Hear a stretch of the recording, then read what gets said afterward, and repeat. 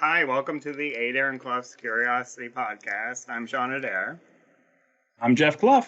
And this is episode number 1, and today we're talking about black mirrors. Specifically, we're talking about using black mirrors to see things. We're talking about scrying. Yeah, and we should probably tell everyone what scrying is.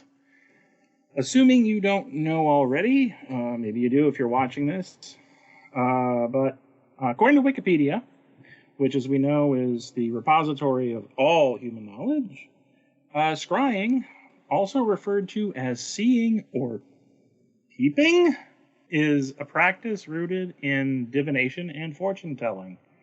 It involves gazing into a medium, hoping to receive significant messages or visions that could offer personal guidance, prophecy, revelation, or inspiration. Full disclosure, I have never in my life heard of scrying referred to as peeping. I think it sounds awesome. But I've never heard like a wizardly friend going, be right with you, I gotta go peeping. It's just not a thing I've ever heard. I don't know if you've heard that, Shawn. No. But yeah, crystal balls, looking into bowls of water or wine, even blood. I think it's book 11 of the Odyssey, which has Odysseus digging a pit and pouring blood into it in order to speak to the dead. Lots of different ways to scry, at least according to history and the folks who do it. But we're talking about black mirror scrying. It specifically uses a mirror, one that's colored or painted black, and you gaze at the surface of the mirror in order to see stuff. Spirits, living people, or different places, either in this world or some other place. Even time is a thing, looking into the past or the future. You can kind of think of Black Mirror as a window, which you can sort of move around and choose what it looks out onto. At least that's the theory anyway. Yeah, I can't think of a better metaphor, so sure. But yeah, it's been around for a long time. Scrying has been around for a very long time. The earliest reference to it I was able to find easily, it's in the book of Genesis. I think it's chapter 44. And it's sort of, I'm going to say like, it's definitely scrying adjacent, or it heavily implies scrying. It involves the story of Joseph, who is one of Jacob's 12 sons. And if you want to know the story, when you read the book, it's been out for a while, so I'm not spoiling anything for you. But still, it's worth reading. You get, Joseph gets sold into slavery by his brothers because Jacob is loving his son Joseph more than he loved everybody else. So there's like a whole story in there. But Joseph ends up in the court of the Pharaoh eventually. He ends up being made governor of Egypt, mostly because he's able to interpret the Pharaoh's dreams, or at least a specific dream, when his other advisors could not. So he gets made kind of like a high mucky muck. Years later, his brothers come to Egypt, essentially looking for assistance because they're all screwed. And they don't recognize him, but he recognizes them. And so he agrees to give them a bunch of supplies and whatnot because they ask for assistance. It's a whole big thing. Again, read the book. But he also, unbeknownst to them, has his steward hide a silver cup in his younger brother's bag, kind of framing him for theft, so that when the brothers leave, he has his men ride out to stop them, and they're all like, why would you steal when you were given all this cool stuff? They open the bags, claiming, oh, they didn't steal at all, and then they find the cup in there, and the exact accusation of the steward, of Joseph's steward, is, why have you repaid good with evil? Isn't this the cup my master drinks from and also uses for divination? This is a wicked thing you have done. So, I mean, that sounds like a scrying cup to me, Shawn. Yeah, sure. Yeah, I mean, I don't know how else you'd divine with a cup. Now, as far as dating this goes, you should bear in mind that tradition says that the Book of Genesis was compiled by Moses himself. And I think dating that is roughly like 1500 to 2000 BC. I think that's when he was supposedly around. But we can say, at least textually speaking, it dates to about the year 500-ish BC, or at least the 5th century BC. That's when we know for certain that the Book of Genesis had been compiled. So it's at least that old, if not older. So that means that scrying, if we accept that cup reference is a reference to scrying, scrying has been around for at least 2,500 years. Since we're already going in the notion that it's older than 500 BC, which probably is, so now we go back to pre-Columbian Mesoamerica. The Maya, the Aztecs, other cultures had actually used mirrors made of polished obsidian. Used like you'd expect a mirror to be used. They were also sometimes incorporated into clothing as a kind of status symbol. But according to the scholars, they were also used for divination. There are even pieces of Mayan art which show people using mirrors to communicate with spirits or otherworldly entities. So this has been a thing for a very long time, and it shows up cross-culturally, so not just in Mesoamerica, but in other places. Yeah. And obsidian, one of the primary tools or materials they use to make these mirrors. Obsidian, in case you don't know, is a kind of volcanic glass. It is very hard, relatively easy to work. You can sort of map it like you would flint. So you can break the little flakes off and make knives, make arrowheads. And you can also make mirrors, these round mirrors. Pretty easy to find images of these things. If you do a search for, obsidian mirror online, you'll see tons of images. Again, you can make a mirror out of almost anything, but the polished obsidian, it was everywhere, or obsidian at least was everywhere. And it was a huge part of pre-Columbian Mesoamerican industry and their trade networks and whatnot. The occultist John Dee, he was the court magician for Queen Elizabeth I in England. He supposedly had a black mirror made of Aztec obsidian, which he used for scrying. Now, you've probably heard his name before if you're into magical circles, because John Dee and his buddy, this guy named Edward Kelly, they did a bunch of scrying and claimed to have communicated with angels. Not only communicated with them, but the angels taught Dee and Kelly their language, which they called Enochian. That's where we get that, and it's probably worth an entire episode on its own. On display in the British Museum, I think it's the British Museum, it could be the British Library. Maybe they're one and the same now. I don't know, something got renamed, but on display in one of these places, I can't be expected to know everything. There's an obsidian mirror which they claim belonged to him. And it's somewhat controversial if this is actually his mirror. By that I mean the British Museum and the British Library says it's his mirror, but some magicians on the internet say it's not. I don't care. It's a good story. I like the idea that this is John Dee's mirror.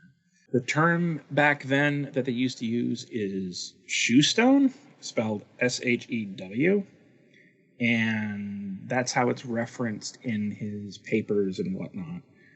They believe the mirror itself was brought back from Mexico sometime between the year 1527 and 1530, and that Dee and Kelly used it between the years 1583 and 1589. So there is this bit I wanted to read specifically off of the British Library's website, because I think this is interesting and cool. This is a quote: "Mirrors were used by Aztec priests to conjure visions and make prophecies. They were connected with Tezcatlipoca," I think I nailed that. If I didn't, I'm sorry, who's the god of obsidian and sorcery, whose name can be translated from the Nahuatl language as smoking mirror.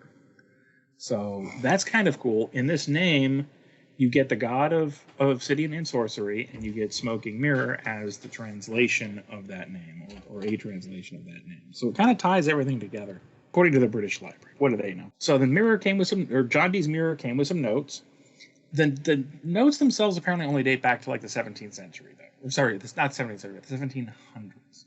So about 100 years after John Dee's death. The notes call the mirror the Devil's Looking Glass, and they included the claim that this was the black stone into which Dr. Dee used to call his spirits. There's a bunch of really cool articles written about this, like this specific mirror, and its connection to John Dee. We'll have some link for you on the blog post. There's another thing that we can do, though, another way to get yourself a black mirror. And what would that be? You could just use a picture frame, which comes with a piece of glass, and you can have that glass, you can spray it with black spray paint on the back, and then let it dry, fit it back into the picture frame, and if you've done it right, it should be on the other side a smooth, completely black surface. Adair Clough, the Clough part, went and made mirrors in this fashion, and he actually has it posted so you can look step by step, and it will tell you exactly how to do this process. And yeah, they both came out really well. He did two. I have one. He has the other. Yep, the spray paint was applied perfectly fine, and yep, the surface looks great. So check out that post if you want to see how it's done. And again, that post will show you step by step how that's done. So if you're interested, check it out. Along with black mirrors being used in a magic sense, they've also been used in the realm of psychology. So Giovanni Caputo is a doctor of psychology who works at the University of Urbino in Italy, and he's done a lot of work with mirror gazing, also with altered states of consciousness. I guess you can find a bunch of his papers online. Some of them aren't even paywalled, which is great, so that's good. And he did a study where he had people sit in a specifically prepared room with a black mirror, and the participants in the study, they claimed they were actually seeing dead people. In the study, they sat in a dark room, and there was only a very small amount of light, such as a candle or something like that, and they sat in a comfortable chair, and there was a large black mirror, which they hung up, and it was facing the chair, and it was tilted at a 45-degree angle.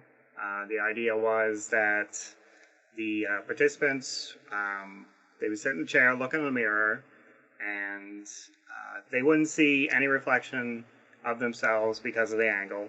When the participants were left alone in the room, it was around 45 minutes to an hour for a session. But while they were sitting there, the participants, strangely enough, reported deceased family members and loved ones in the room with them, which is kind of spooky and weird.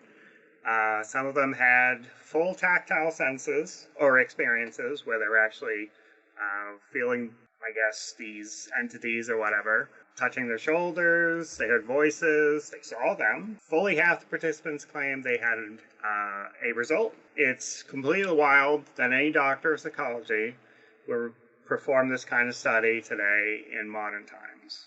So that's kind of cool that he did that, because usually these two realms do not go together with magic and or psychology. Normally they just clash, but when I'm working magic, I can always find a psychological angle to go with it. And I guess, in fact, if you look back on the history of psychology and psychoanalysis, Carl Jung comes to mind.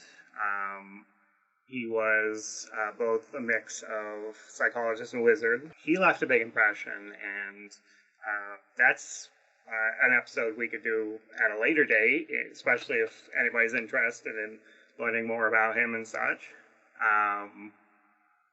I guess another one was William Reich. He's not as well known as Jung, but he also did this kind of wizard and psychological pairing as well. He came up with something called the Orgone box. Yeah, Orgone is he's the one who kind of came up with that whole idea in the first place. He had this notion that there was a universal esoteric life force, and that it was this substance called orgone, and he created these boxes. I think he called them orgone concentrators. They looked kind of like a phone booth without any phone in them, and you sat down. There was some kind of a layering of different materials, like there was wood, and then there was metal, and then there was like something else. It can sort of reflect the orgone back into really wild stuff. Yeah, you don't get a lot of weirdness out of psychology today, so the fact that Dr. Caputo was doing full-blown necromancy is kind of awesome, in my opinion. Science has some bad things. Well, not some bad things, some less than encouraging things to say about all of this stuff. Neuroscientists think they have an explanation for the phenomenon of seeing shapes and images in a black mirror. And currently that explanation is basically the human brain has this tendency to impose meaning on nebulous perceptions. So our brain is constantly working to make sense out of the world around us, and the only inputs it has for that are what come in through our actual sense organs. So our vision, our hearing, etc. The input we get from these senses is often incomplete. We don't have the full picture, and some of it doesn't really automatically make sense to us. So our brain tries to fill in the missing pieces, and it tries to do it both very, very quickly and in a way so that things make sense. So we want to make sense of the world. Our brain also wants to do this fast, just in case our life happens to depend on it, because, again, in this view, everything kind of has an evolutionary purpose. And so the best way I can think of, or the best story from my life I can think of to illustrate this, is when I was a little kid, we lived in an apartment, and we had this really hideous wood paneling, fake wood paneling in our bathroom. And it kind of came up to about, I guess chest high on me right now, but maybe like 4 or 5 feet off the floor. And it had all this fake grain and like knots and stuff like that, sort of all pressed into the plastic, whatever it was that it was made of. And so I'd be sitting there on the toilet doing my business, and I'd just be staring at this wood paneling, and I'd see faces. One of the faces actually was, it looked like a dog with the ears and the muzzle and everything, or maybe a wolf, but it only had one eye. It was like a cyclops with an eye like right in the middle of its forehead.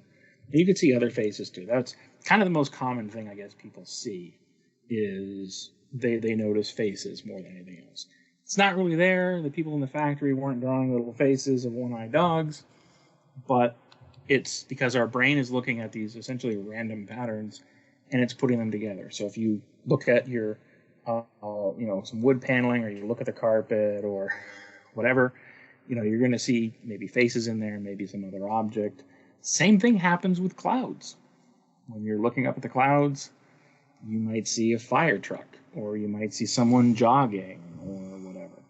And according to the neuroscientists, that's just your brain trying to make sense of visual stimuli that's essentially random. So when you're staring at a black mirror in dim light, and it's very quiet all around you, your brain is basically starved for stimulus, so it starts building up these images and pictures and patterns from what little information is there. What is the word for this, Shawn? The magic word of the day. Our vocabulary quiz will be at the end of the season, if we have seasons. It looks like pareidolia. Close enough. Okay. Now, I think it's pronounced pareidolia, but yeah, that's what it looks like to me.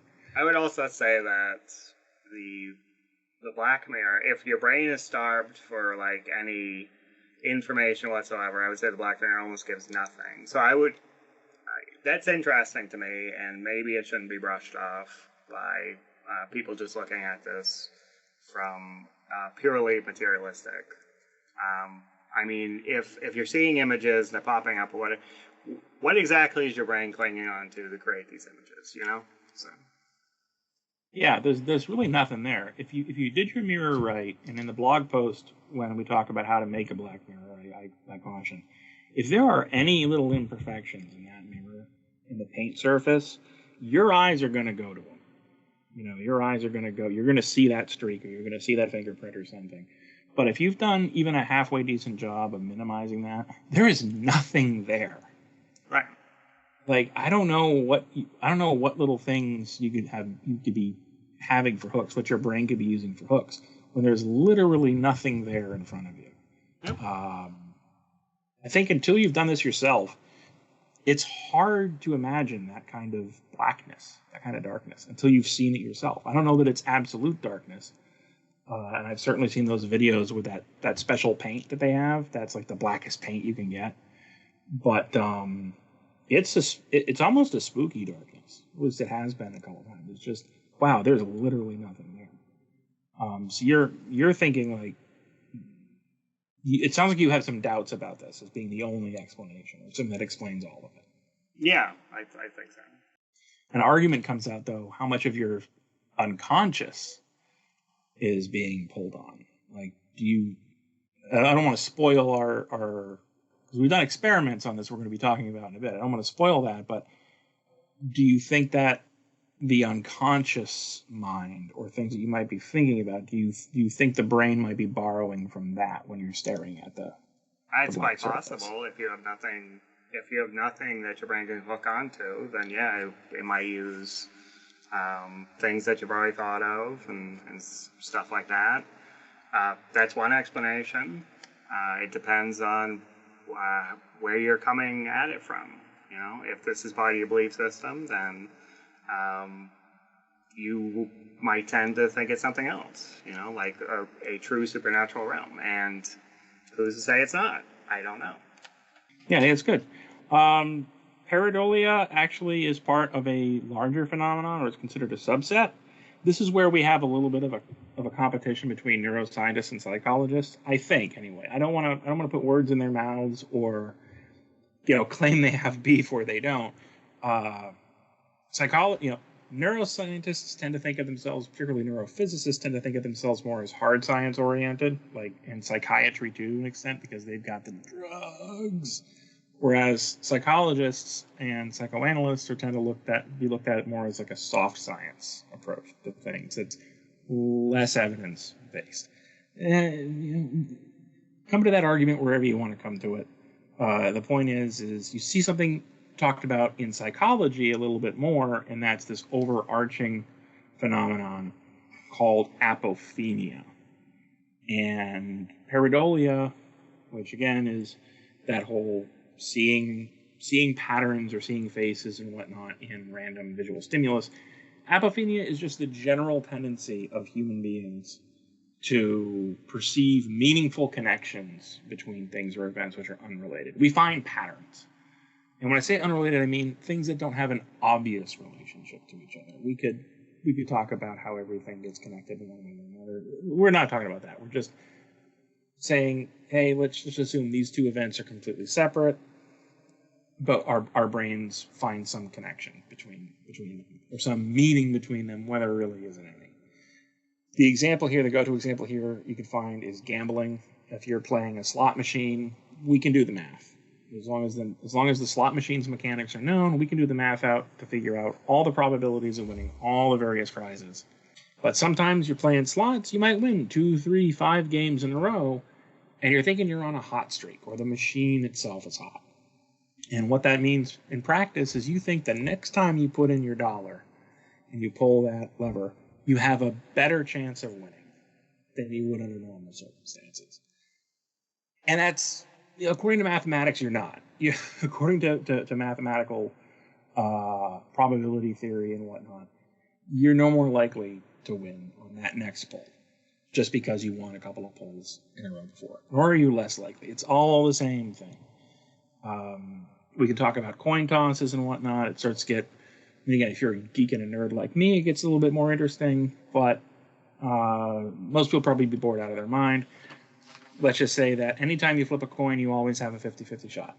It doesn't matter if you flipped, 2 heads in a row or 2 tails in a row. The next coin you toss is going to have the same chance at heads or tails. Simple.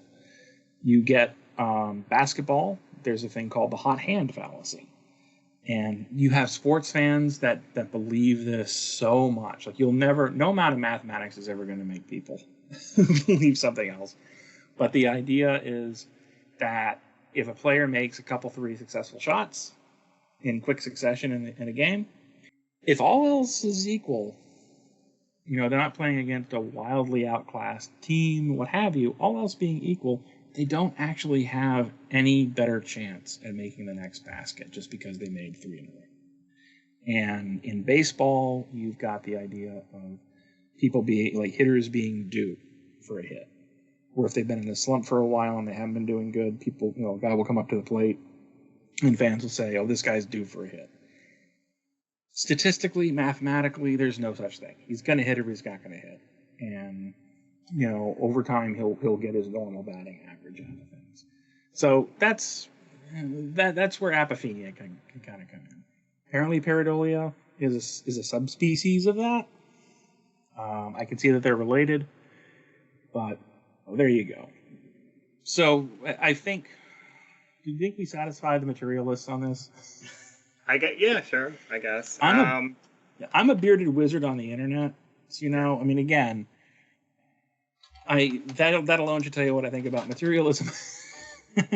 but I at least know some stuff, and we're trying to be good here. Sure. So as far as the phenomena, these 2 phenomena, or whatever, the thing that gets me, or where I felt like maybe you can, maybe the odds could be more in your favor with either basketball. In my particular case, it's a die. Like, I do tabletop RPGs, that kind of stuff, or whatever, and when you're rolling the dice or whatever, and if you get a familiar one, you almost feel like you know it so well, you can roll it, and if you roll it a particular way, it might come up a higher number than what would normally statistically account for. So I'm wondering if maybe when people think that, they take that into account, like a basketball player who's held a basketball like for years and years and years, almost probably his entire life or whatever, and he has that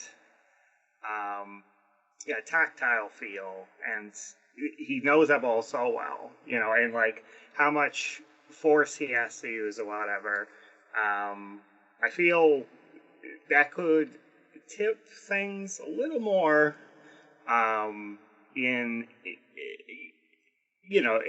to that guy making the shot or that roll coming up maybe a little bit higher. So that's just me. That's how I feel about that anyways. But usually it's the way that it was explained, where it's just percentage based, and Yeah, you make an interesting point where I kind of wonder. I mean, yeah, you've got all those basic mechanics the person's learned because they've probably been out on the court since they were a kid or whatever. Or like in our case, we've been playing role-playing games like D&D for years, and so maybe we're subconsciously knowing how to hold the die to get to a certain thing. But I think there's this concept called flow when it comes to exercising certain skills, where you'll get people in sports or whatever that they'll almost go like in the middle of a game or in the middle of performing a move, like in golf, for instance, when they're in the middle of a putt or something like that, or they're about to drive the ball. It's almost like their mind goes away and then the action just happens. Oh yeah, like flow state. Yeah, is that what?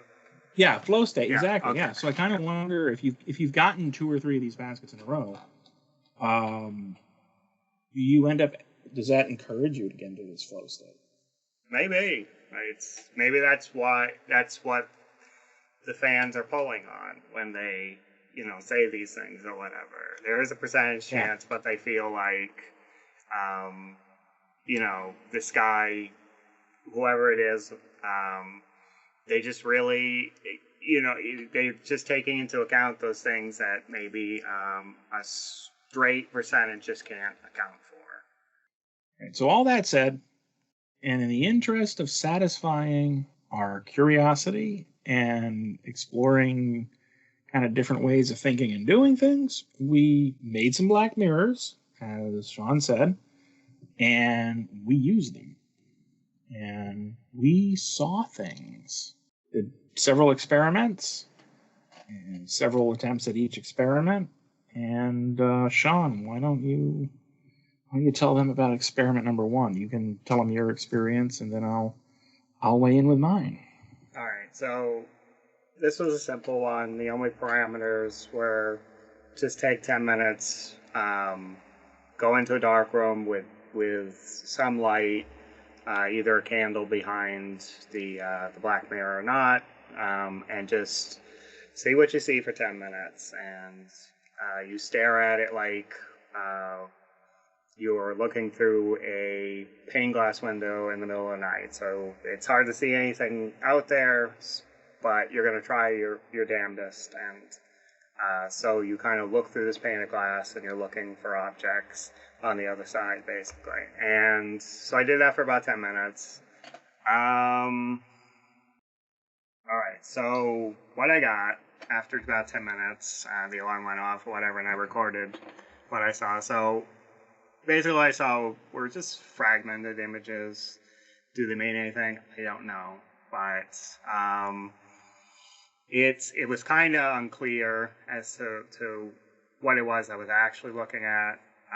Sometimes I thought it was a hand, maybe a face or whatever, and that was interesting, to tell you the truth. And this is where I was like, I don't know if 10 minutes is enough, but I think I end up doing 10 minutes for the next one as well. But that was my experience for the first test in. How did it go for you? Yeah, sat in a room with my computer monitor dimmed down to the lowest setting. I think that was the only light that I had. I had the blinds closed. And I just sort of held this thing. I had a timer set for 10 minutes and didn't really see a lot of stuff. One thing I'll say is sort of pretty close to like right away, the mirror stopped being just kind of pure black and it became like a dark gray, like pencil lead that had been scribbled on a piece of white paper. And it sort of almost looked like maybe it was textured like storm clouds or smoke. Didn't really seem to do a whole lot of movement. So like slower moving clouds might be the way to go. But it was almost this uniform, very dark gray, like pencil lead color. And I just saw a couple of quick flashing images. Didn't really seem to be too vivid. I think there was maybe a hand that I saw, like doing this, like maybe a wave, like maybe not a wave, maybe or like, you know what I mean? Like it wasn't beckoning, it wasn't really doing anything that I could see. It was more like the hand just moved, maybe a little bit of a shadow with an arm, and that was it.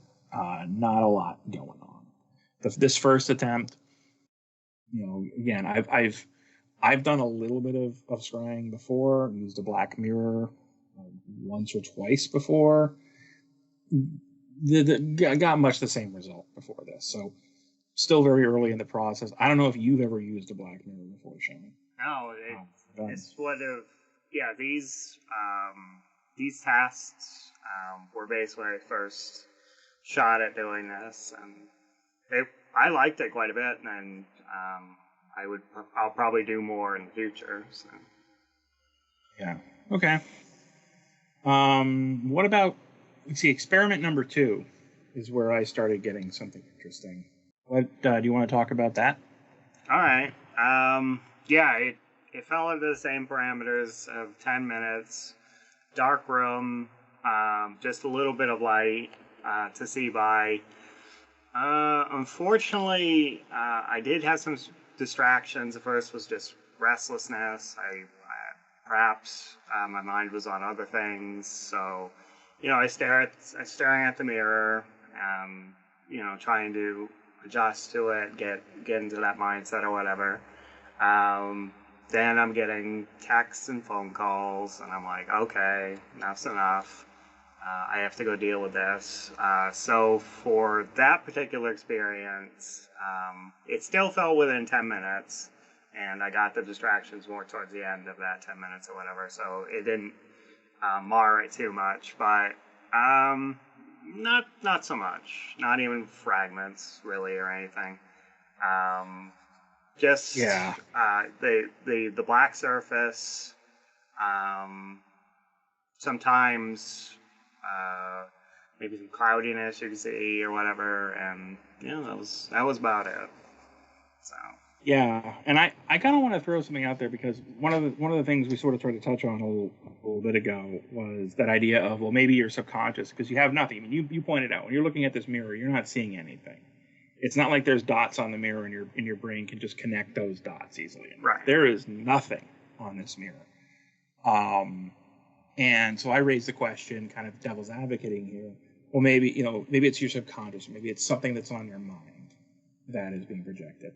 I gotta say, if I am distracted, this happened several times where my brain was somewhere else. My body might have been sitting in that chair. I might have been starting my meditation, and I might have been, looking at that mirror, but my brain was on what I had to do in an hour, or my brain was on a trip that we were going to take. My brain was somewhere else. That wasn't getting projected onto the mirror. I wasn't seeing pictures of the car trip or pictures of my lunch or pictures of the grocery store that I had to go to and buy food. I was seeing nothing. So it seemed like, at least, again, we can talk about the powers of the unconscious, but it seemed at least that thinking about other stuff, I wasn't seeing that reflected in the mirror. I was seeing nothing in the mirror. Mm-hmm. So, I don't know. I mean, people can take that for what as they want, but to me, that sort of at least raises a question about how much are you projecting? Yeah. Of your thoughts in the mirror. How much are you really doing that? True. If the idea of you've got something on your mind, if that prevents you from seeing stuff, then I think that's at least something approaching an argument against that being what happens. Mm-hmm. Not a neurophysicist. Yeah, I know. Yeah, but where I started seeing success was when we changed up the procedure, because we had this idea we were going to start real simple, super simple, just hold the damn thing and stare at it, and then we added to it. So do you want to take the people through what we added in that next phase and what you kind of got for an experience? Sure. Yeah, let me flip to the page. Yeah, if you're wondering, we actually took extensive notes. I mean, not necessarily while this was happening, but at least for me, right after I got done with the session, I was firing up a document in my computer and writing stuff down. Yep.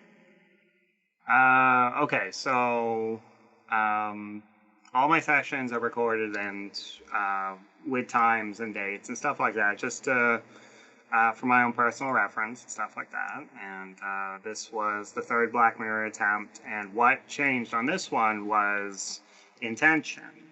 We gave the Black Mirror an assignment. It said, show me heaven. With the third attempt and the intention, and I wanted to see heaven. Not only that, but I decided to try and call upon, lack of a better term, your higher powers, that kind of stuff.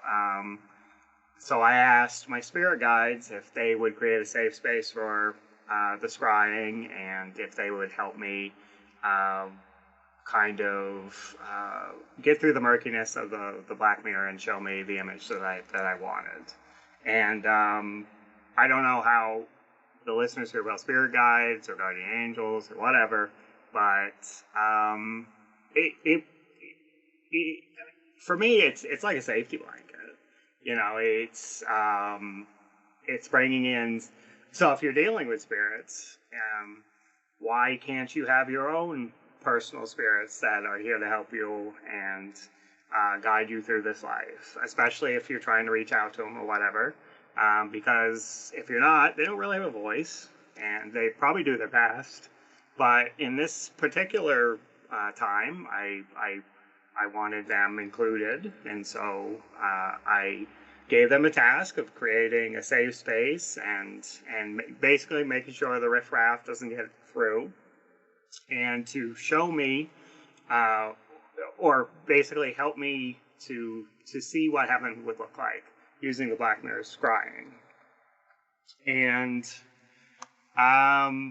so I did it, and I was closing in on the 10-minute mark, and that actually became a distraction for me. And I said, okay, well, forget this. Let's just not have a time limit because it's taken me too long, or this is in the back of my mind, the timer and when it's going to go off and how much time I have to actually figure this mirror out. And so I finally just said, okay, forget it. I need more time. So the timer went off, and I just took my time, and I just continually reminded myself and the guides, show me heaven, show me heaven. And so time passed. Let me see. I don't have a stop time for this one. Oops-a-daisy. So, but it did go for a while. I would say half an hour, 40 minutes is what I went. Yeah, I think you came in. I think you came in and talked to me right after. Yeah, basically. And I think you had a start time there, and I think I did the math and realized it had been about half an hour. Right. Okay. It was right around that half an hour mark. Again, that's my memory, so take that for what you want. Yeah, I brought it in because with no, like, I didn't, so I stayed in the mirror. I didn't have the time limit, and I didn't have, like, any, I didn't have any back thoughts. I didn't have anything that I was hooking on to, or if there are subconscious thoughts, I certainly didn't know they were there. I just cleared my mind, breathed, sometimes close my eyes, take a couple deep breaths, and just try to relax, think of nothing. Accept your intention for this one, in particular. If you're looking for heaven, this is your intention. And the first thing that was revealed to me on this on the Black Mirror surface was just in the corner. It looked like kind of rippling water had appeared, like you would see at night. And it was actually kind of moving. I was like, oh, that's really kind of interesting. And I'm like, where the hell did that come from? And then the next thing I see after a little while longer, as I'm kind of still relaxing and trying to acclimate to this mirror, I see an image of a single white tower. And it was made of stone. And it had, I believe, a top like a turret. Which, if you don't know, it's like what people at the top might hide behind and like fire through the spaces at people below or whatever. And I had a single window, and it was all like a white brick, a little bit time worn, and that was kind of interesting to me. And I'm like, really? Okay. And then a little while goes, or a little bit more time goes by. The surface of my desk in which the Black Mirror is on is black, also with the Black Mirror. And at one point, it actually looked like the glass had disappeared, and I was just looking through like if the glass were not black but was actually clear, and it almost looked like I was looking through it at the surface of my desk. And that was kind of interesting. So really, the frame really stuck out. And then the third image I got, these images, they didn't stay very long, but enough for me to really make them out or whatever. And the third image was that of a statue of a woman, and she had a crown across her forehead, not on top, and it had just like triangles where a crown might have triangles or whatever, and it had it across the band. And she had a hood up, and I thought that this was a statue of maybe like Mary or something like that, the Virgin Mary. Except now she's kind of adorned into like royalty, I guess, because you know, if she is in heaven and you know she is the mother of Jesus or whatever, then yeah, she has a place in that royal family, basically. Yeah, she actually, according to the doctrine of the Assumption, Mary gets brought bodily into heaven when she's about to die, and she is literally coronated as the Queen of Heaven. So there you go. So that was very interesting. I didn't know that, but I assumed that was something that was going to happen, which is kind of cool. Or I don't know if the statue was of Mary or whatever. That's kind of what I thought. And it was a tan stone, like if it was carved from maybe sandstone or whatever. And that was kind of cool. Then the next thing I saw 3 more things after this. And basically, the surface of the mirror kind of looked like it had stars on it, or just like almost energy. It was really interesting. And then I saw afterwards an image of, it's very hard to describe. It's like you said, I talked to you about it. You said it looked kind of like, or when I described it, it said, oh, it sounds like a God's eye, which is, do you want to describe it? What you showed me was an eye with these 4 large flames coming off, sort of at each of the compass points, so directly up, down, and to the left and to the right, with smaller bits out of it. And the first thing that came to mind is, and we'll try in the video to show a picture of it. We'll definitely have a picture on the blog post. But in school, because I went to a religious nursery school, and they had as a craft project where you take these 2 popsicle sticks and you glue them together like across, and then you take multiple colors of yarn and you go around and you create these diamond shapes, kind of going out from the center to the not all the way out to the edges, and then you put a loop of yarn on it, and you have yourself a Christmas ornament, or you have something you can hang up in your room. According to some traditions, these are actually strongly protective objects. So you could think of them almost like an amulet or a talisman or what have you, that when you hang it up, you put it in a room or whatever, you're sort of getting a protection, to that room because God is watching. What have you. So I swear I have made something like this when I was younger as well, and definitely something that school would have been involved in, for sure. I feel like I have made that before. And so the 4 points, or basically this image was almost like crackling lightning, or it was crackling lightning, and in the center there was this opening. And so that's, I guess that would be representative of if you made this crafts project, the center might be, I might consider that the God's eye. And then the last one is, I actually did see an eye with lid, and it was bathed in a kind of this gold yellow light. And yeah, it was just a single eye, and it was just staring, and then it went away. And I didn't know what to really make of any of this, so I brought it to your attention and thought if there was something significant about this, maybe it's, you could help me interpret it or whatever. And whether it means anything or not, I thought it was a very interesting experience, for sure. Yeah, the only question I have, I shouldn't say the only question I have, but the one that's the most, the one that sticks out to me the most is, how would you rate the quality of the images you were seeing this time? So, by that I mean, a lot of what we've been talking about a lot of the images that I saw and some that you saw in previous experiments were very fuzzy, very vague. For me, it was like different shades of gray that weren't much lighter or darker than the gray I was already seeing. You know what I mean? Was it like that, or was it further along the spectrum to like it's almost like a photograph you're seeing? So either I intuitively knew what the colors and textures of, especially the tower and the water and the statue, either just I knew it, or I since it's been a little while, but I feel like I remember seeing it.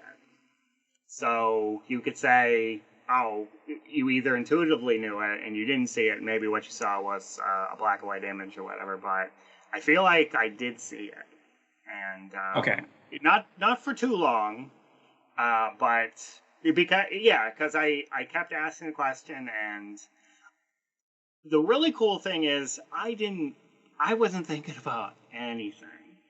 And these things popped up, and that was really an amazing experience.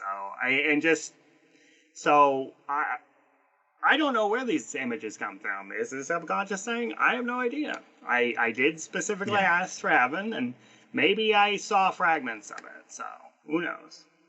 Yeah, that's cool. My own. So I need to back up a little because I did an experiment. So we both did the Show Me Heaven. That was a thing that we decided. I think you called it in terms. Yeah. I put you on the spot. I'm like, all right, you want to see something specific? You name the thing. I'll go to mine on it. We'll go scry on it. You go scry on it, and you picked Heaven. But before that, we sort of took the basic procedure for a test drive, and we'll have this procedure up. We'll have a list on. If you go to the blog post for this podcast episode, you will see. That we have not just this episode and show notes, but we do have the actual procedures. So if you have a black mirror, or you want to buy one, or you want to follow the blog post instructions that we have for you to make one and try this yourself, you can do what we did. But the first real procedure. So again, we started with just taking the mirror into a dark room, sitting in a chair, holding it, and staring at it. Then we sort of kicked it up a notch, and we took the mirror in. I set it down on my altar. You have a table in your room. I have an altar. Very dim light. I think I had a candle at this point. I don't remember. But it was my computer monitor. I was still doing the computer monitor. We just turned the brightness down until you could just barely see it with the blinds closed and whatnot. But you sit comfortably, and I set my timer for 15 minutes because I did a little bit of a meditation ahead of time. Just to try to get my mind to settle down so I can have a little bit more of a chance of success. Because like I said, if my mind was on something else, I'm not seeing anything in it. So I closed my eyes, relaxed, and meditated for a couple of minutes. And then, I set the intention that I wanted to see insights and information that I could receive and use for my highest good. That was the phrase that I kept in my mind. I didn't want to see bad stuff. I don't want to see, the apocalypse or anything. Right. You don't want to. Do you really want to see those things? Yeah. Absolutely. Yeah. No. I don't want to see zombies. I just want to see like something that's gonna be fine. I was like, oh, Nosferatu. But I set this intention that I was going to see insights and information which I could receive and use for my highest good. And then I did what you said. I called in my spirit helpers. Usually I use the term spirit helpers. Sometimes I'll use spirit guides. Sometimes I'll use spirit team. For me personally, I think the term helpers kind of conveys more of what I got. What I feel like that relationship is. Again, we're weirdos. So, like, I'm all in on the magic stuff. I think Shawn's a little bit more balanced in his approach to things. I don't want to speak for you. Does that sound right? I'm just kind of scratching the surface, and whether it is coming from a real supernatural realm or not, I don't care. I believe there's something to get out of this by doing these rituals. So I brought in the spirits, and I asked them to. I think the words I used. I got it written here. So this will be on the blog.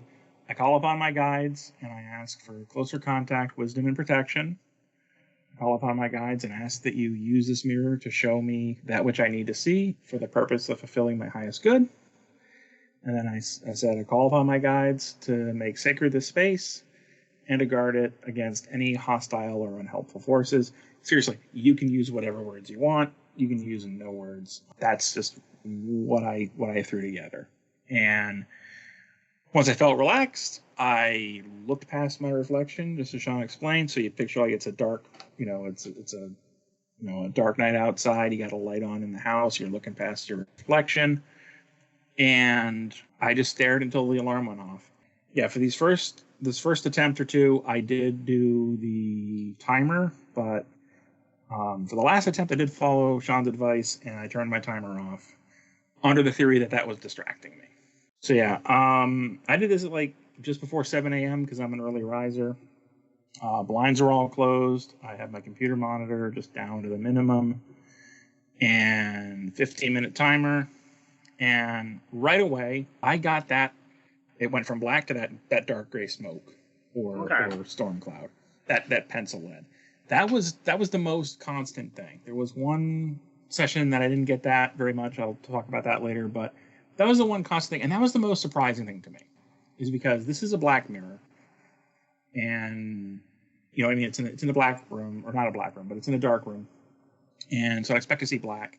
And it said I was getting this gray sort of storm cloud thing, and it was only happening in the mirror. I had other dark surfaces around. I have a dark gray cloth on my altar, and there were a couple of other things around that are black or very close to black.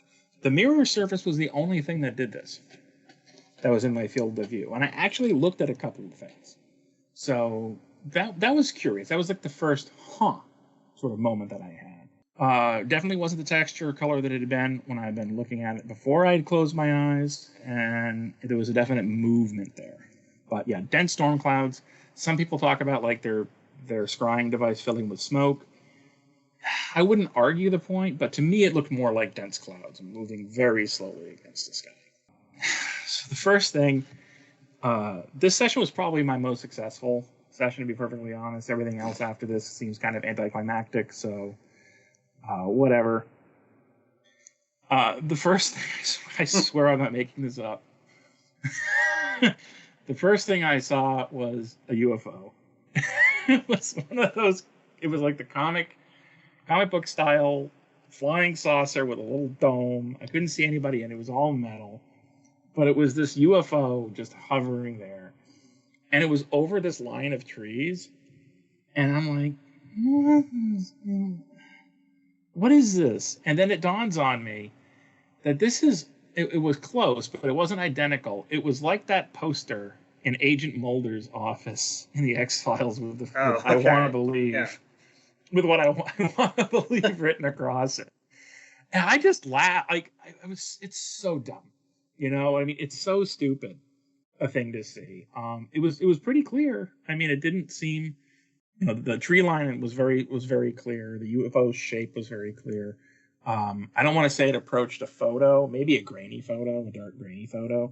Okay. But it certainly wasn't a vague image. It wasn't like the hand that I kind of saw doing something, So yeah, it was a UFO, whatever.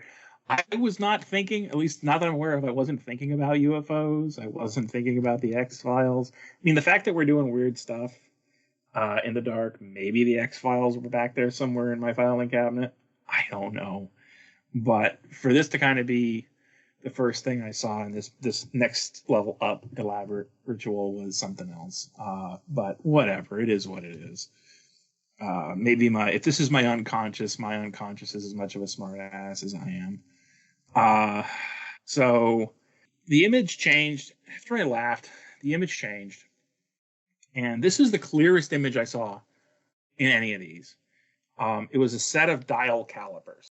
Now, if you don't know what dial calipers are, I get it. Not a lot of people do. But picture like a ruler-looking thing with a big dial on it that has a hand that tells you what the measurement is, and two jaws that you can open one up and slide it around so you can measure how wide something is or how long something is by clamping onto it with the jaws. Do a search online to find them. They're really common. You see them in machine shops. Machinists use them. They're very precise measuring tools. Not as precise as you can get. I'm familiar with them. I haven't used them in years.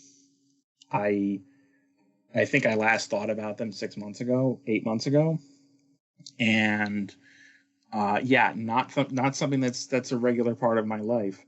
Yeah. But they were against one side of the frame. So I believe it was on the left-hand side of the frame. And the bottom of the caliper, so where the jaws and the dial were at the bottom of the frame, and the jaws were facing, toward the middle of the frame, so they were pointing to the right. And the jaws kept open and close a little bit, like it was measuring something. And I couldn't tell you what the number was on the dial. I just knew that the dial was there, and I saw the needle moving. Didn't register what it was. But this was like a photo. This was very, very close to photorealistic. I saw the shine on the metal. I saw the white or the off-white of the dial. It was really, really vivid. Not so vivid that I could see the numbers and the little gradation marks on it.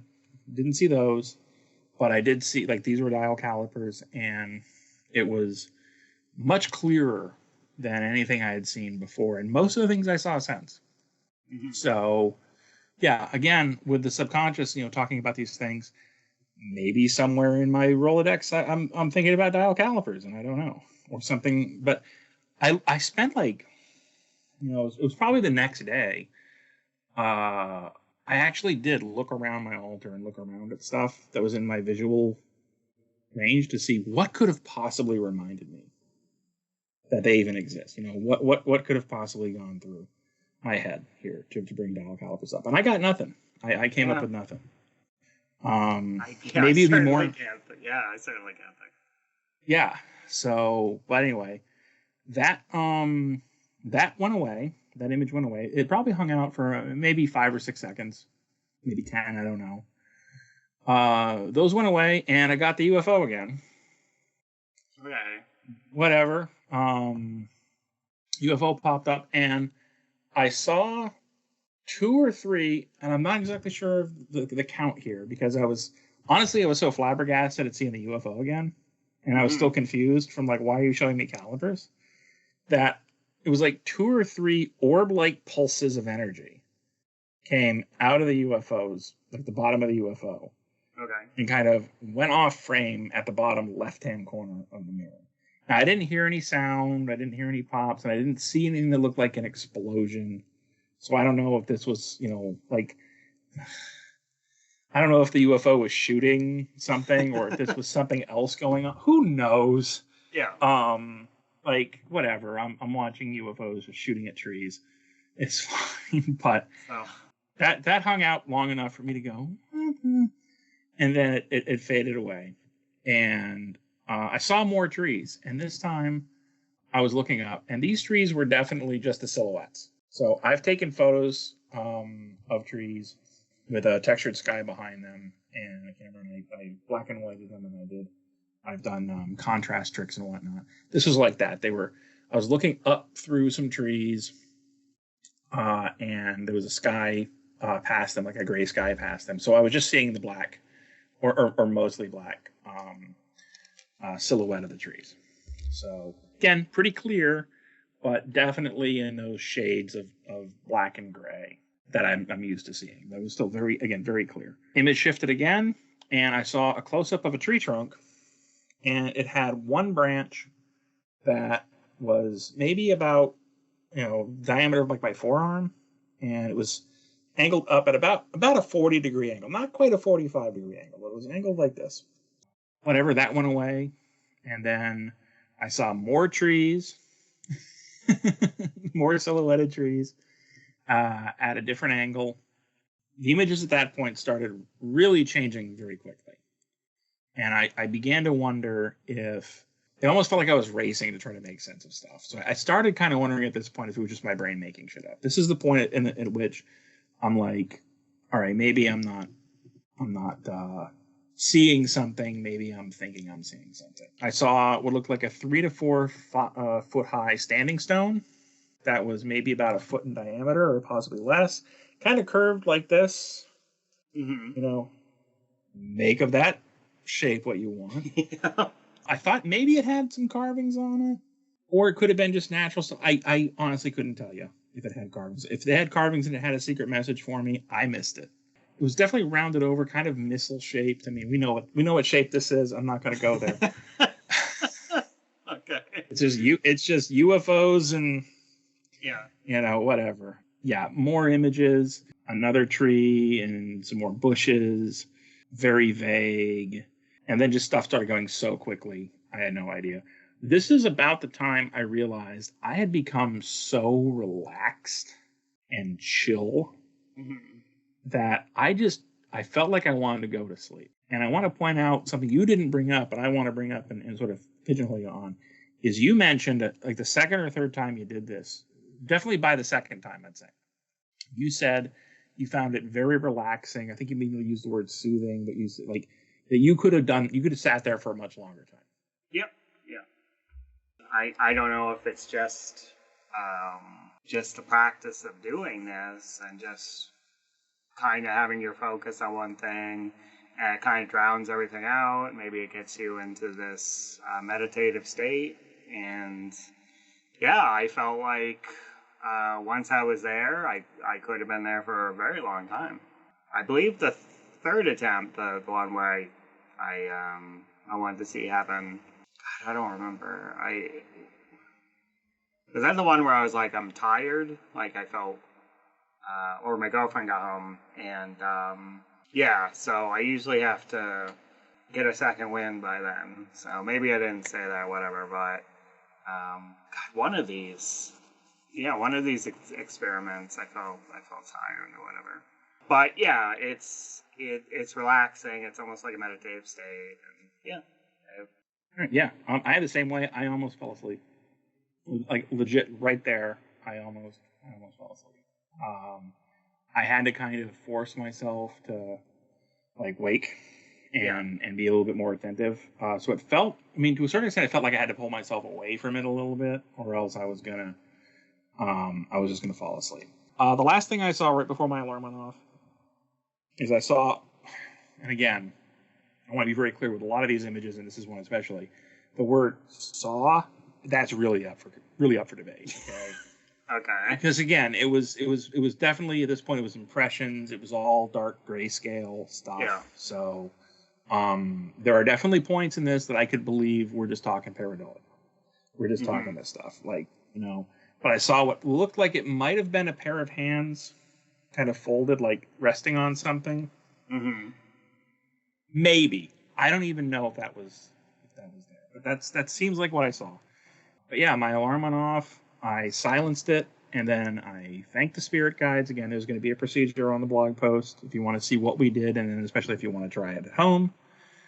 But I thanked my spirit guides. I gave what's called in the tradition a license to depart, where I basically said anything that's been drawn to this space, thanks for chilling. Now it's time for you to leave. And sort of just closed the mirror and waited until I felt like I was myself and that the room was what it should be like. And I put the mirror away. Yeah. And I just typed up this record. Yeah, I'm with you on that. I didn't mention it in my accounts. I did mention the spirit guides, whatever, but yeah, for me, it's just good to just say, okay, I say, I tell the spirits to depart. We go on friendly terms, and we have no beef, basically. And they go, they depart to your own places.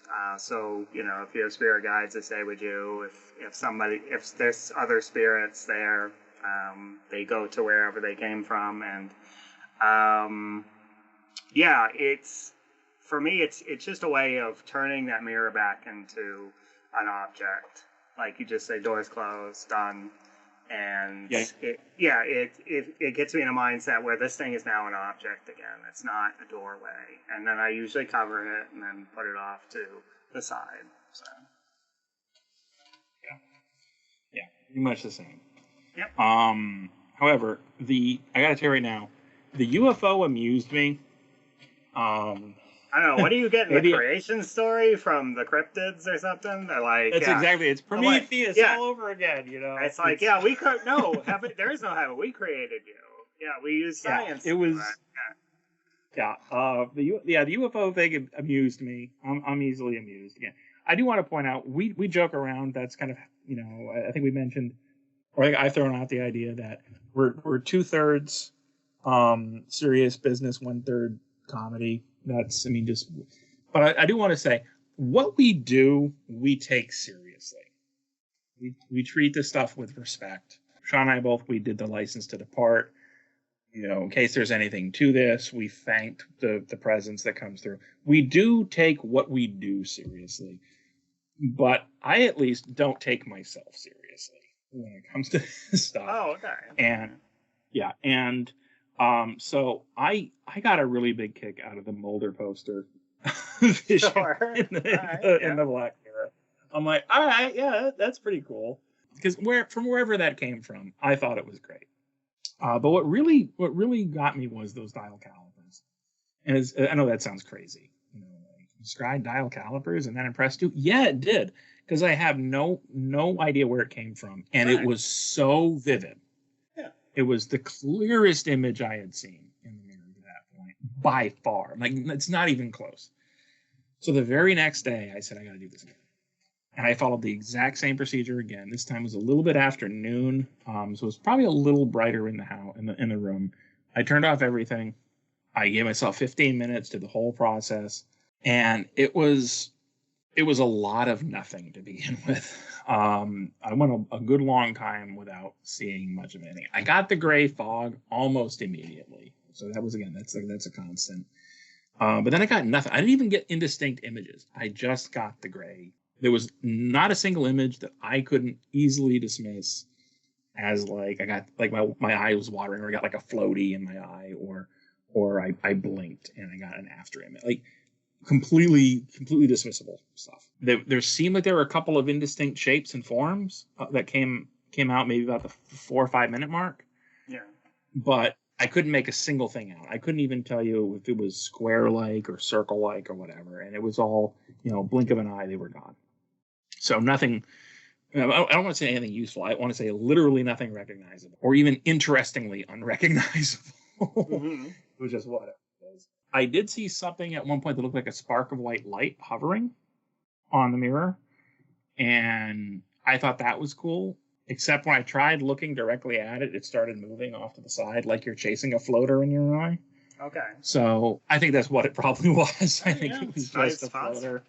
Yeah, I was just looking at it, and pretty close to like 10 minutes in, we were definitely in the back third of this session. I closed my eyes, and because I was starting to get relaxed and sleepy again. I was starting to get like really, you know, okay, I now I just want to take a nap. And it wasn't like I don't want to take a nap in a bad way. It was a pleasant sort of feeling, just a, you know, I'm all chill. But I closed my eyes, I don't know, 5 or 6 seconds, and then I opened them up, and I saw a figure. They were upside down in the mirror from the waist up. So their waist was at the top edge of the mirror. Their head was pointing down. And they were very slightly toward the right-hand side of the mirror, as opposed to like straight up and down in the middle. That was something else I noticed, is very few things were centered in my vision. It always seemed like it was more on one side or the other. Yeah. You had that same thing going on too? Yeah, like I remember I described. No, you mentioned the water. The water was there, and also the other images were very similar in that regard, and they didn't appear fully on the mirror, but they were pieces, you know. Yeah. Or just that was something else. Yeah, I haven't heard that talked about. We did a lot of research. We read some blog posts. We did some Google searching to see what people generally think of Black Mirrors. We also read in some books and, you know, sort of more serious matters. I didn't hear anybody say anything like that, and so that was something that surprised me. I wasn't really prepared for a lot of the, you know, nothing was front and center I think the UFO was the most front and center thing for me. But like the calipers, they were on one side, and this figure was kind of from the top and a little bit over. Mm-hmm. Didn't really see a lot of features. I think I have written down they were sort of wearing like a white shirt or a light shirt. I didn't see any colors. It looked like it was maybe a modern T-shirt in terms of the design, but there wasn't any writing or illustration on it. So it's not like, a cool alien or anything. It was like just blank. Okay. They appeared to have short hair that was somewhat dark. Couldn't make out the facial features. I couldn't even tell you if they had facial features. It was just sort of blur. And the one thing I wrote here, which I'm not exactly sure why I wrote this, honestly, is that the hair was shortish, but I couldn't tell if it was hanging down, as in like my down, or if it was hanging, off to the side, so like pointing my up.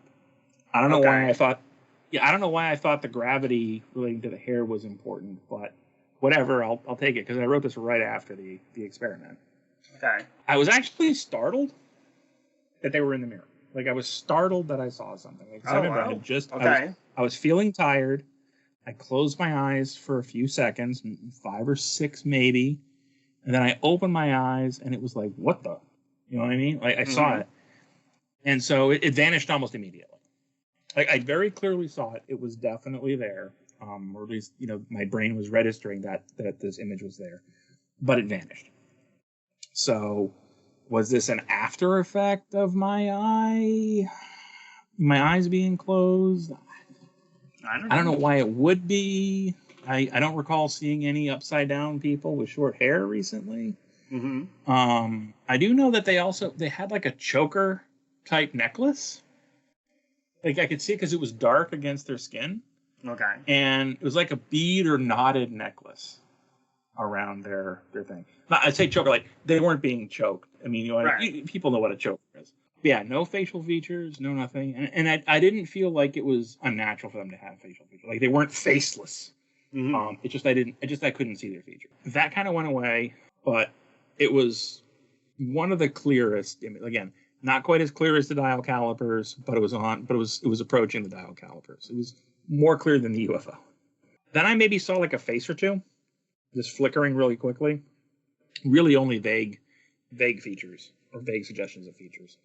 And then I saw these 3 images, and I don't know if they're related to each other, but that was my impression. And you'll see what I mean in a second. I saw what looked like a window. White wood with sort of like white cross numbers and the panes of glass. Okay. So that sort of style. And I couldn't tell you if this was a like a window in a wall right away or what. But it seemed like my eyes adjusted, and it seemed like the wood panels were in a door. So this is a white door with glass panes in it separated by crossbones. Then I saw a hand, and this is like a photograph. I saw a hand touching the door, and it was like first person view. Like if I was standing there and I had reached out my hand and I had touched the door. That was the perspective I was seeing. I could tell you it did not look like my hand. Was it? It was not coming my hand from the back of the door, or like you? No, for me, it was like I was standing. It's like I'm looking through my eyes and I'm seeing the door, and your hand. My hand goes on the door. Right. All right. So, but it definitely wasn't my hand that I was seeing. Huh. It was thinner. Yeah. And I want to say it seemed younger, but how am I going to know? You know what I mean? But it was definitely thinner and smaller. I want to say that it looked like a hand that I would associate with someone feminine. Okay. But I honestly couldn't tell you. I know that it was like a bare forearm in the hand, and it was smaller and it was thinner than mine, and it seemed like it was younger. And again, I didn't see any movement. It was literally, I saw the door, or the windows in the door, and then that image got replaced by an image of a hand on the door. Okay.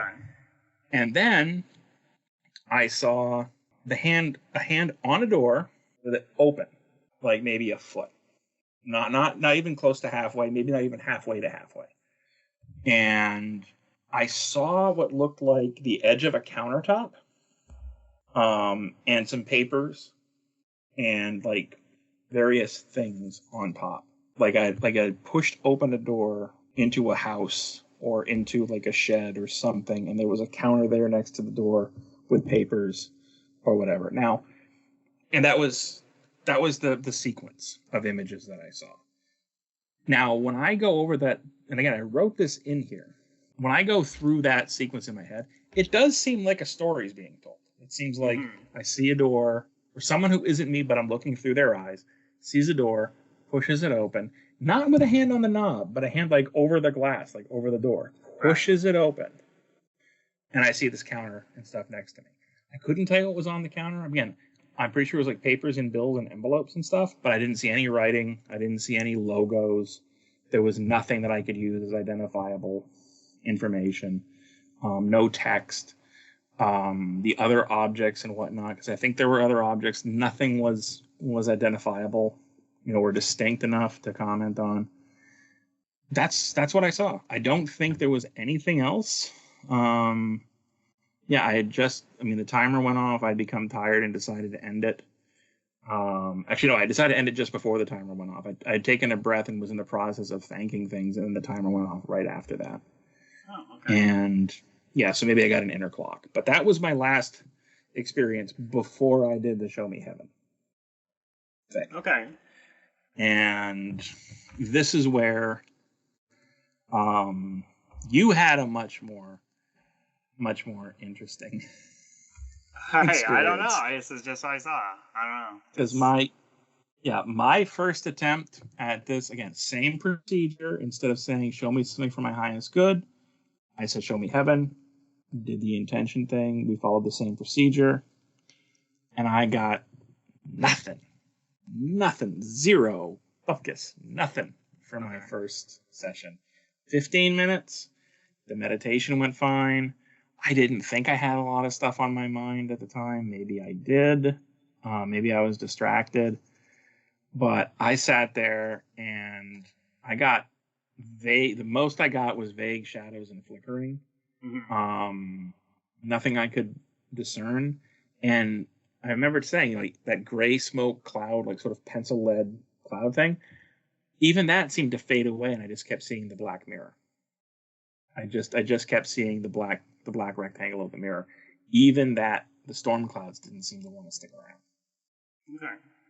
And I was like, what? So I gave it a few days, and I said, I'm going to try it again. Because you shared your experience with me, and I was like, damn, I'd like to, all right, let's try this again. So again, I intended heaven. And I didn't have the alarm on. I just said, I'll do it until I feel like I'm done. Mm-hmm. And had nothing to do, nowhere to be. I started at like 8:15 and did the same procedure.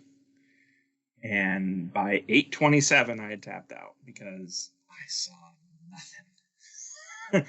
Okay. Right away. I should say I saw nothing. Everything I'm about to say was incredibly vague. And it could easily just, again, it's nothing close to what I'd seen before we've already talked about. I think I saw a large round fountain. Okay. With like the water in the middle, filling up in the middle. And then it sort of turned into, or I saw then in rapid succession, I saw like a wicker basket with a handle. Mm-hmm. Round wicker basket with a handle. And then I maybe saw a face kind of vaguely like masks I've seen that you see in certain groups. You watch certain documentaries about, groups in Africa or in South America or even in North America and whatnot. You see various masks sometimes. And I couldn't point, I don't think there's any particular culture associated with it or whatnot, but it was just, a mask with maybe 2 slits for the eyes and what might have been like dried leaves or like I don't know, maybe corn husks coming off of it. I have no idea. I could be making up the corn husks. But yeah, and it was over in like 2 seconds. It was pretty much nothing. What happened at the very end of it, though, is again, I closed my eyes and I set my intention again. Like I said, show me heaven, show me heaven, show me heaven. And gave it like a count, like a 5 count, and then I opened my eyes. And what I saw was a hand, and it was a left hand because of where the thumb was. So I don't know if this thing's reversing images or whatnot, but it was pressed right up against the other side of the mirror. So it was like a hand inside the mirror pressed against it. Huh. And it was pretty clear. Yeah. Okay.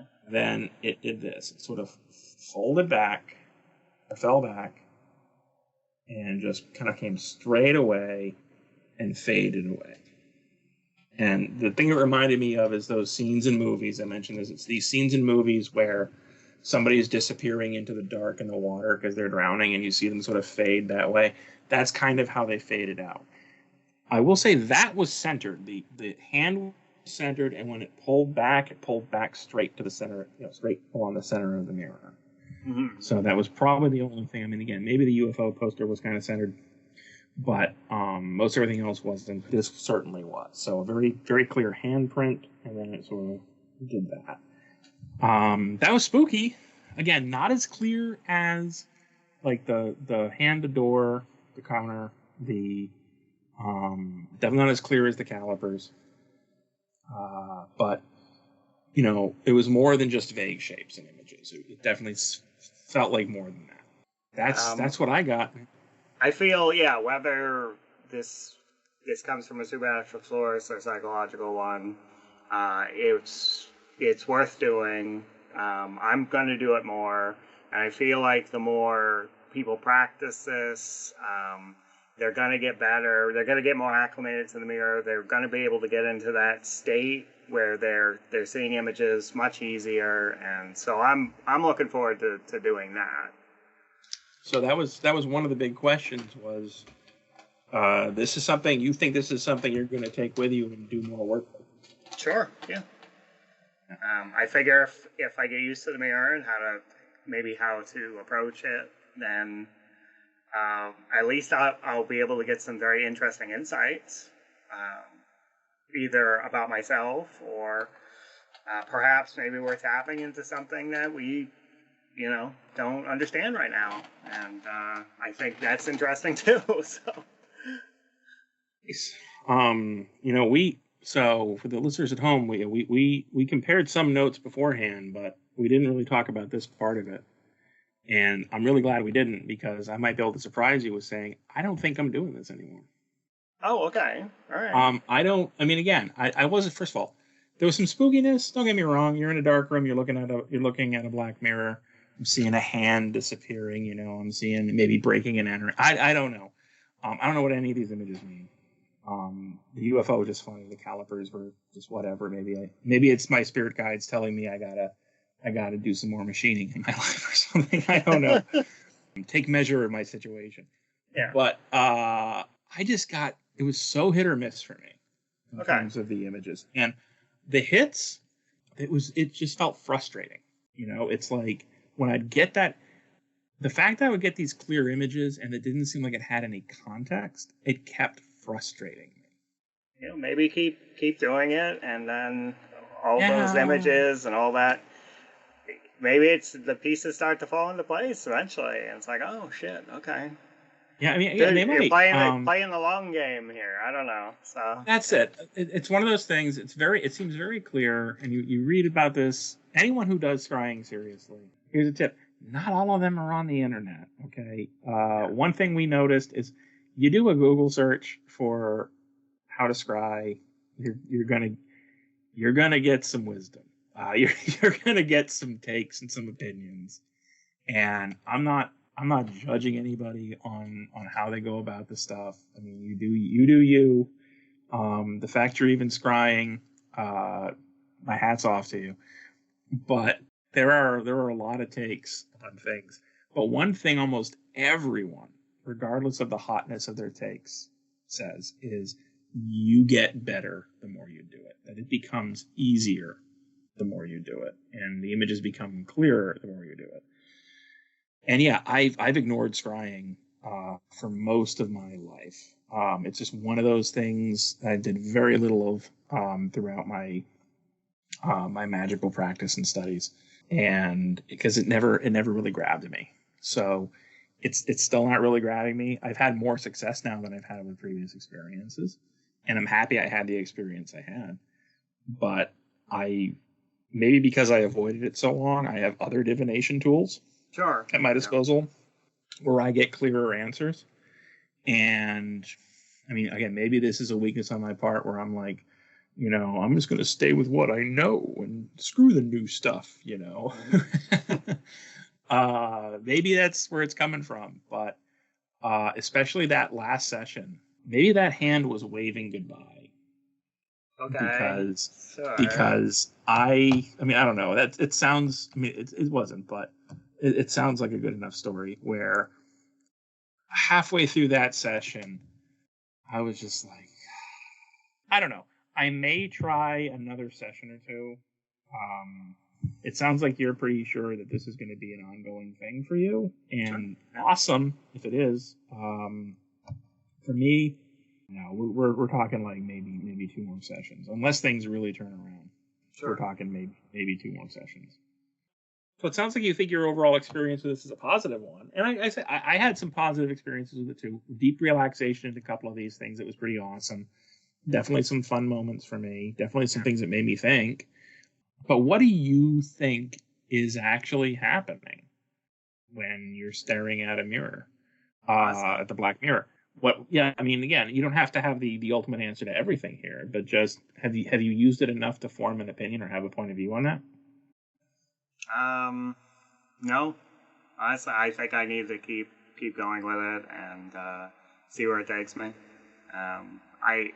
The answer for me is up in the air. Am I seeing subconscious things? Am I seeing because they seem to come out of nowhere. I don't have any hooks, and like the things I saw in the last one, I certainly didn't have like advanced thoughts about them before or anything, and I don't know where they came from. So I would like to keep going with it. I'm still on the fence as to what they are, but if you have chosen a side, I think doing this is something you can get something out of it for sure.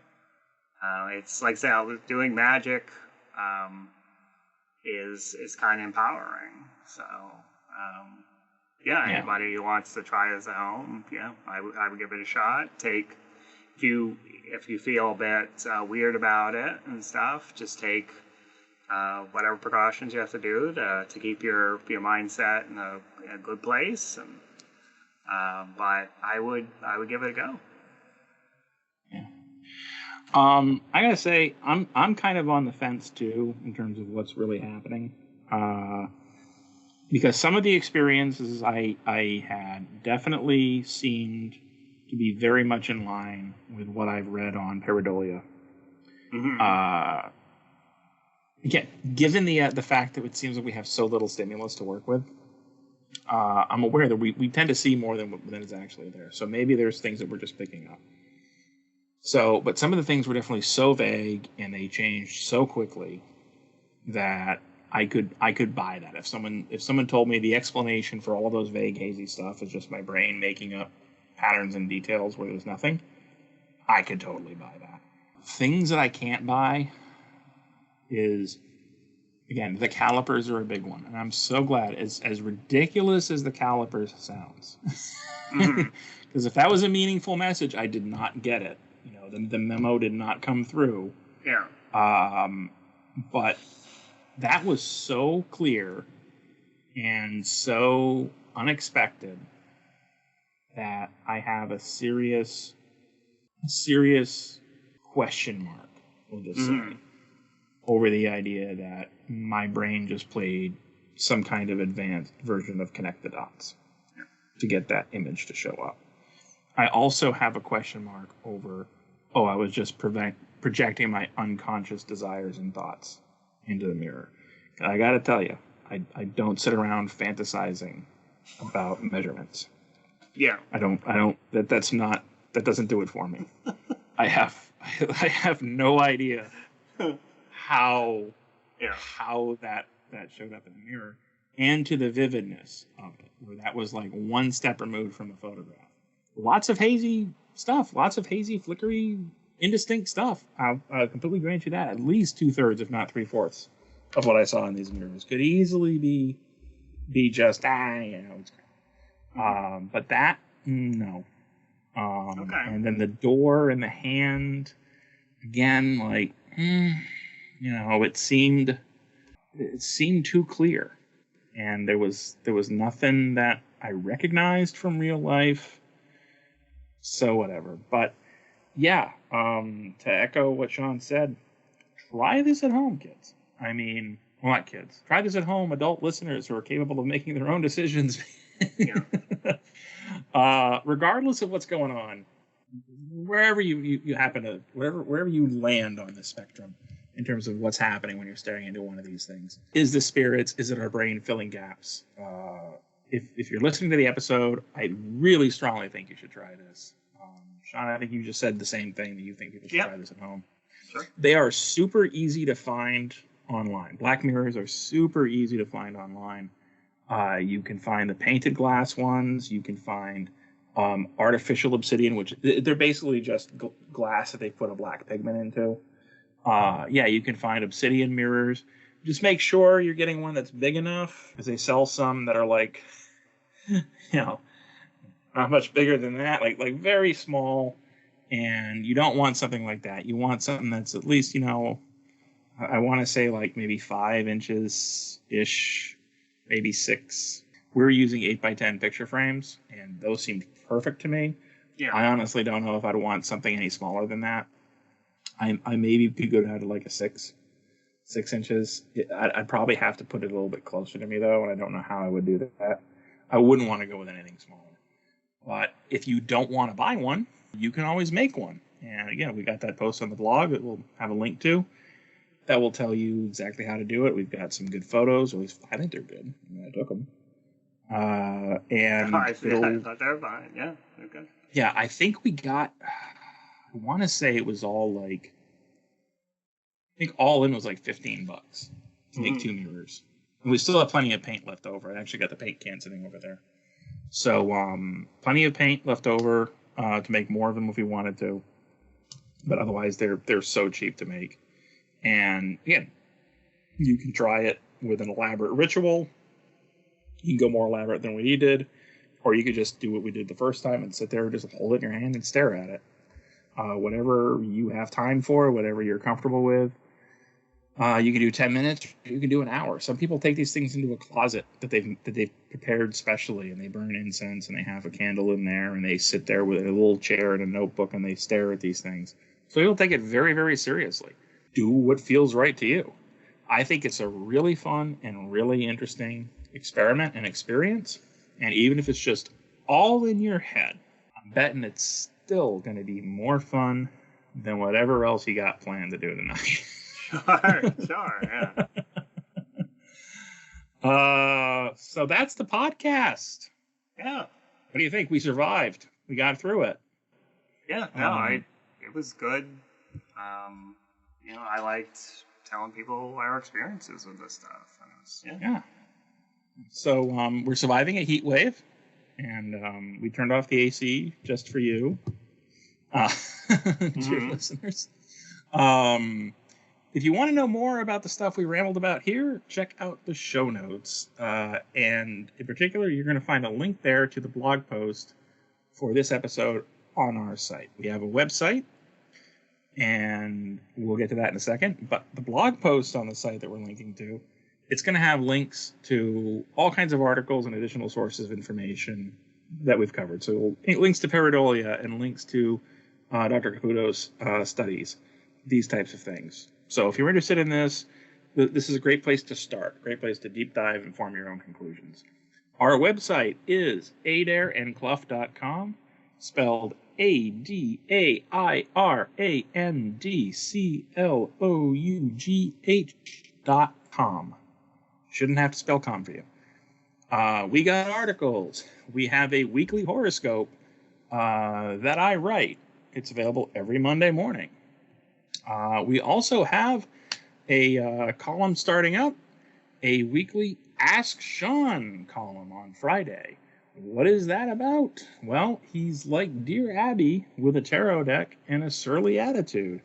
Do you want to talk a little bit about what you're going to be doing with Ask Shawn? I don't even know if that's going to be the name. Is that going to be the name for it? Sure, that would be Ask fine. Shawn? It could be whatever. It's basically people give me their questions and how they want to be. Well, yeah, give me your questions. If for some reason we get a whole bunch of them or whatever, either we can get to them in time, or I'll take maybe 2 or 3, and then I will do the article up with the results I got from the tarot deck. So it's kind of like, yeah. I hope once it's up and you read it or whatever, it will give you some helpful answers. That would be ideal. I know we'll probably be doing more on tarot separately or whatever on the site later on, because I think that's an interesting topic to discuss as well. And but yeah, that's how I hope it rolls out. Yeah, if that becomes available, yeah, please feel free to contact me with your questions, and I will reveal to you what the tarot told me. yeah, we'll go ahead and set up a form if it's not already set up already. Some kind of a prominent link that says Ask Shawn, and just tell them the situation, ask your question or two, and send it off to them, and we'll get back to you. We'll also have a link to a form where you can submit a question or a story to the podcast. Questions for us in terms of how we're doing stuff, or how we came into this, or whatever. Kind of an ask me anything. Just don't be a jerk. We might do a Q&A episode at some point. We're still working things out. We might do a little bit of a Q&A or story time in each episode. Story time, if you've got a weird story, or you've got some history or some experience that happened in your life, maybe about Black Mirrors, and maybe about something else we talked about, you want us to read it, maybe we'll read it on the show. Go ahead and send that to us. In all these communications, though, we do ask, we're going to have a field or some other indication where you can tell us what name you want us to call you. So, if you want to be frustrated in Indiana, or you want to be, Spencer from Oklahoma, whatever, put in a name there. If you don't give us a name or a nickname, or you don't give us an appropriate one that we can say on the PG-13 podcast we're going for, we'll just call you anonymous. We don't want to be revealing anyone's real names on the show, because of privacy reasons and whatnot. If you want to support the podcast, the site, or our work, we'd love it if you could just tell other people about it. Share it around the socials. Endlessly badger your loved ones and coworkers about the show and the website until they give in and want you to read it. Would like to have other ways for you to support us. We don't have those set up yet. We're definitely going to have some kind of a membership system going on where you can be a member of the community.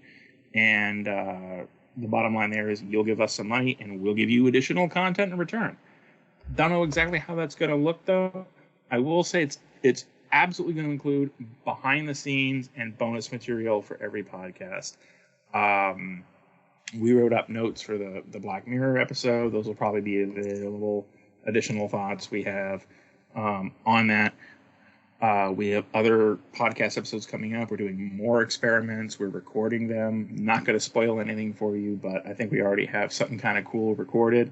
So whenever that membership thing goes up, we will be putting up all that bonus material, and if you're a member, you'll be able to listen to it or watch it or read it. But really, for now, just let other people know we're here and that we're doing weird things, and that you should definitely try this out.